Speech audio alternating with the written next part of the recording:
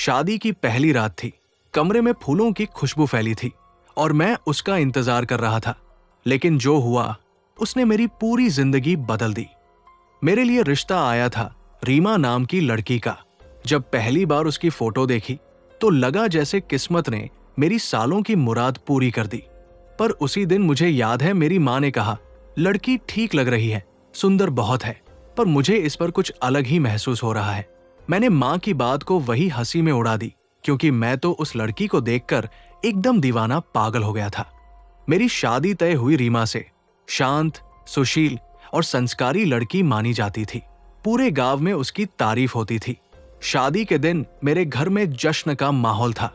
सब हंस रहे थे, पर मेरी माँ की आंखों में कुछ चिंता छुपी हुई थी जो मैं समझ नहीं पाया। शादी के दिन सब कुछ परफेक्ट था। हल्दी की रस्म, बारात की धूम, सबने कहा जोड़ी एकदम राम सीता जैसी है। लेकिन वहीं पर रीमा की एक सहेली से बात करते वक्त मैंने कुछ सुना। उसने कहा, तू कर पाएगी ना ये सब? जो मुझे कुछ तो अजीब लगा। फिर मैंने सोचा, होगी कुछ दोस्तों वाली बात। अब शादी संपन्न हुई। यहां तक सब कुछ ठीक चल रहा था।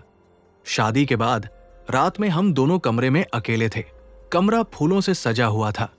मैं थोड़ा घबरा रहा था, लेकिन एक्साइटेड भी था। मैंने धीरे से कहा, तुम थकी होगी, मैं तुम्हारे लिए एक गिलास दूध मंगवाता हूं।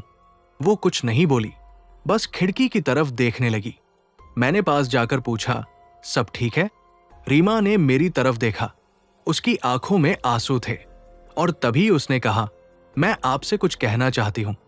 उसने कहा, मुझे माफ करना, मैं ये शादी नहीं चाहती थी। मैं किसी और से प्यार करती हूं। मैं सुनकर चुप रह गया, जैसे आवाज ही नहीं निकल रही थी। वो बोली, मैं किसी और से प्यार करती हूं, लेकिन मेरे घर वालों ने जबरदस्ती ये रिश्ता कराया। मैंने कुछ नहीं कहा, बस चुपचाप उसके आंसू देखता रहा।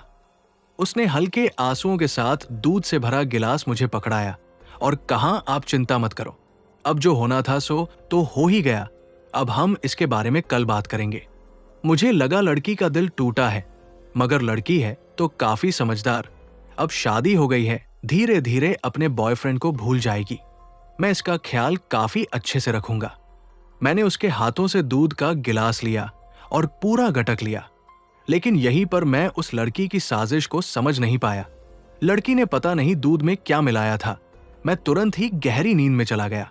सुबह जब नींद खुली, मैंने सामने देखा माँ धीरे धीरे रो रही है। मैं कुछ समझ पाता उससे पहले मेरी नजर सामने खिड़की पर पड़ी, जहां पर वही लाल रंग की साड़ी बंधी थी, जिसे कि मेरी माँ ने रीमा को शादी वाले दिन पहनने के लिए दिए थे। रीमा नाम की लड़की मेरी जिंदगी से जा चुकी थी।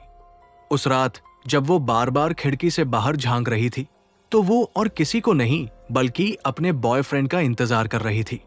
बस एक चिट्ठी छोड़ी जिसमें लिखा था, मैं अपनी मर्जी से जा रही हूं। उस रात के बाद मैं बदल गया। अब मैं किसी पर जल्दी भरोसा नहीं करता। रीमा कहाँ गई मुझे नहीं पता, लेकिन उस पहली रात ने मुझे सिखा दिया, प्यार जबरदस्ती नहीं किया जा सकता।